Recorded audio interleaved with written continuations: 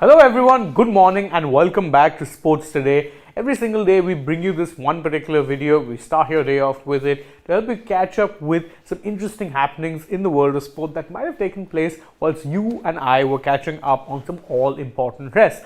Because whilst you need sleep, I need sleep, the whole world really needs sleep, the world of sport is one of those things that doesn't really sleep. There's always something or the other going on, and it's still impossible to keep a track when you're catching up on rest, obviously, but that's what we're here for. That's what this video in particular is for. It's here to help you catch up on a few things that have been taking place. So without further ado, let's get straight to it and let's start off with something that has been a major talking point now for the past 2 days. The T20I return of these two men, Rohit Sharma and Virat Kohli. Now, a lot of the noises that have come out from this, especially when you're looking at social media and fan reactions, if you have to gauge, has been very, very positive. I mean, that might not necessarily jive with the opinions of a lot of us here at Sports Today who have expressed some kind of trepidation, but another person whose voice can be added to the list of people who are a little skeptical about this entire thing is former India opener Deep Dasgupta, who of course you know works as a commentator and expert now with various channels.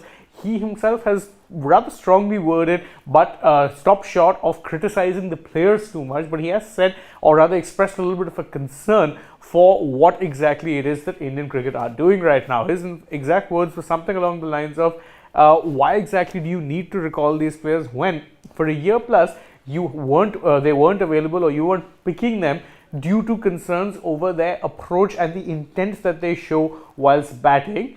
And more importantly, he said that now what happens to the younger players who came in, made an impact during that point of time, played with an attacking, fearless intent, who've now just essentially been displaced right before the tournament gets underway for the two senior players over whom you had reservations and had doubts. And in fact, Dasgupta goes on to add that this in fact does show that there is no direction right now as far as India in T20I is concerned. It's definitely an interesting opinion. On one hand, I do tend to agree with him in the sense that it does seem like the board have just pivoted towards one side, but that's a whole different discussion for a whole different time. In fact, we'll do a separate video where we discuss in detail what it is that Dasgupta had to say about this, and of course we'll share our opinions. You can do the exact same thing at that point in time. But sticking with more cricket news, Faf du Plessis, who you'd remember did spend a lot of time with the Chennai Super Kings franchise, has in a recent interaction hailed the impact that being around an MS Dhoni had on him, not just as a player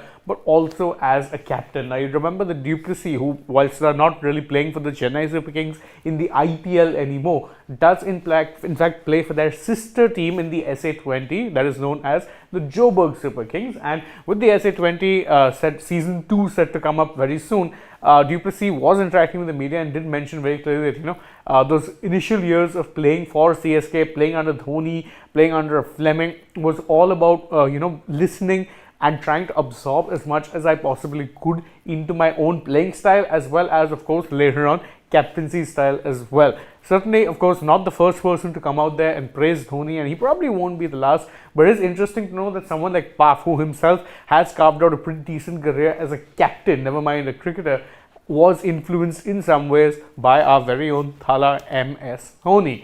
More cricket news, and this time something that directly affects the Indian team. You remember that we mentioned a few days back that Ruturaj Gaikwad, he misses out of course on the Afghanistan T20I series. He's been dealing with a finger injury, and he was also in doubt for the first leg of the test series that will be taking place against England. Now Ruturaj, of course, not a starter or a guaranteed starter in the red ball format just yet, but he has been, whether it be in West Indies and was initially called up for the South Africa series as well, he has been that backup opener that the team have kept on standby in case one of a Rohit or a Jaiswal gets injured or needs to be rested or rotated. And the good news is that Gaikwad, whilst missing out on the first two tests, should most likely be available come the third test onwards, which means that there perhaps won't be as much of a conundrum when it comes to having him in the team. Again, it seems highly unlikely that he'll get a game unless someone like a Jaiswal or Rohit is injured, but it is good to have a backup option. And Gaikwad, for whatever reason, has seen his India career be very start-stop thanks in no small part to picking up these little niggles, these little injuries at probably the worst time. And this continues that trend, unfortunately, but you can hope that his recovery happens very, very soon and that he's fit and firing for the Indian cricket team once again. Switching our focus now from the world of cricket to the world of football. And the world of football is in mourning due to the loss of this man, Franz Beckenbauer. Now, old-time football fans will remember Beckenbauer, who was nicknamed Der Kaiser or the General, for his ability to not only organize his players, but also the tactical nous that he had as a player. He was the second only player to have won the FIFA World Cup as both a captain and a coach. He led Germany, or West Germany as they were known back then, to a FIFA World Cup glory in 1974.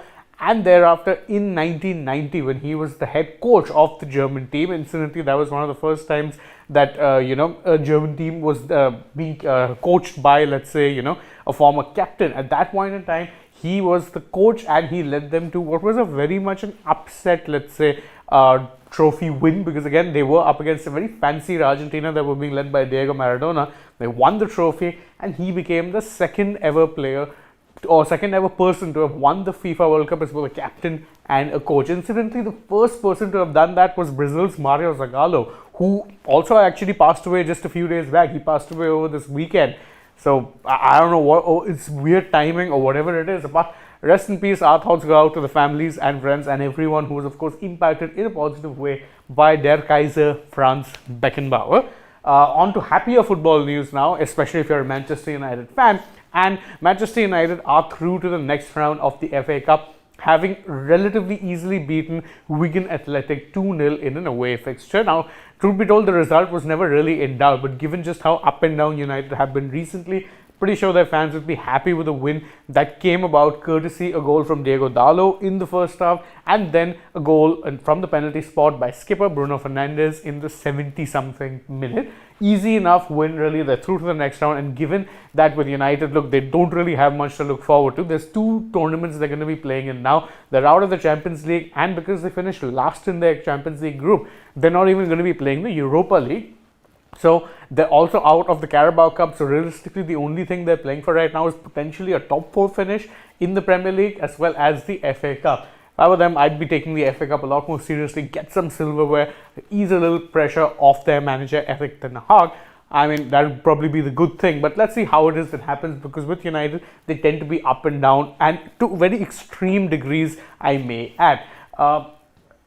Another bit of football news that we have, and this one admittedly is something that came as a little bit of a shock when I read it, but former Arsenal and France striker Thierry Henry has actually opened up about his struggles with mental health during his playing career, saying that at the time when it was happening, I didn't really know that I was depressed, saying, but later on in my life, I did realize that I was suffering from it. And he cites his time during the COVID-19 pandemic, the coronavirus pandemic in 2020, when everything was locked down. He was living in Montreal at that point in time because he was coaching a team in Montreal that's known as Montreal Impact. And he said that when I was coaching there and I stayed in lockdown, and during that point, I couldn't fly out, I didn't see my children for over a year. That was when I realized that I was suffering from, mental health issues. Why? Because, as he said, I used to be just crying randomly and I couldn't quite come up with a reason why. He's saying, but I was missing, I realized that it wasn't me crying, it was younger me crying, because younger me would always look for affection from my father. I never really got it. Definitely very powerful words. And again, mental health is something that has become more of a topic that people are openly addressing. And to hear it coming from someone like Thierry Henry, someone who, if you're drawing up a list of definitive footballers in the early to mid 2000s, would definitely be making the list, an all-time great, whether it be for the Premier League, a World Cup winner with this country, him coming out and saying that during my playing career, despite being at the top of my game, I was suffering from mental health issues. It just normalizes it so much to a lot of people who perhaps would be scared to speak out. So full credit really to Henry for speaking out and sharing his experiences. Hopefully it will inspire a lot more people to admit that we do have problems, and it's okay to talk about them, and it's okay to get help for these kind of issues. Ending the news wrap with a news that unfortunately isn't that positive. The Wrestling Federation of India, you remember we gave you an update yesterday that they had been told by the Sports Ministry to not actually be conducting any wrestling related activities. That includes, of course, holding the nationals, but the Wrestling Federation of India continued to remain defiant despite the fact that they were officially suspended and the WFI placed under the control of an ad hoc committee. The WFI said, no, we're going to be hosting the Nationals. We're a democratically elected body. We've written to United World Wrestling, which is the amateur wrestling's governing body, saying that they help us get the suspension lifted because we are a democratically elected body. So they are going to be holding the Nationals, despite the fact that they were explicitly warned that any tournament of this sort would be seen as an unsanctioned event and they could be facing further action. What exactly is happening in the WFI even after elections, which is supposed to actually calm things down, is things are somehow only getting worse, and you really hope things get better. But as and when the story keeps developing, we'll keep you updated and let you know what exactly is happening. For now, though, we'll take your leave. It's the end of this edition of the Morning Wrap with Sports Today. But thank you guys so much for joining us. If you enjoy our work, please don't forget to like this video, share it with your friends, subscribe to the channel, tap the bell icon, leave us a comment, follow us on Instagram, Twitter, Facebook. Don't forget to download the AajTak app. And if you're already on the channel, well, go right ahead, check out some other videos we've done as well. And stay tuned, we have plenty more coming your way. For now, though, from my side, it's goodbye.